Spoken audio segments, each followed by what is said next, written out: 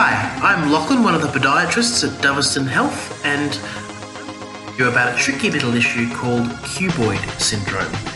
It's characterised by pain on the outside of the foot, particularly around the bottom, around about the middle.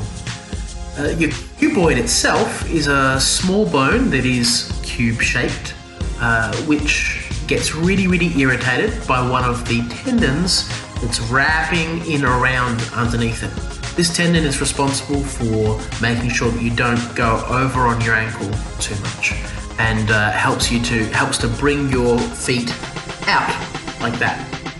So what happens is, either through a sudden jolt or through overuse, that cuboid bone gets a little bit dislodged, a little bit subluxed, and that can be really irritating. And that pain can extend even all the way out into the toes. So you will tend to know if you have cuboid syndrome if you get that typical pain that starts on the outside of the foot and can either refer forward into the toes or even back across into kind of the arch area into the rest of the foot as well.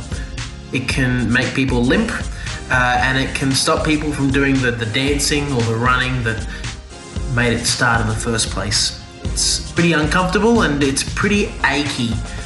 It can also be pretty uncomfortable, particularly on the bottom of the foot when you first touch your feet in the mornings. Any time where you've had a bit of a rest and then you try and start up again, cuboid syndrome can get quite uncomfortable. So diagnosis of cuboid syndrome tends to happen within the clinic. But as I said originally, it can be a pretty tricky one to pin down. So we'll take an extensive history, we'll have a feel around of where things hurt and when things hurt, and we'll usually diagnose it here within the clinic. Hopefully, we can then sort you out quick smart, because it's not a nice thing to have.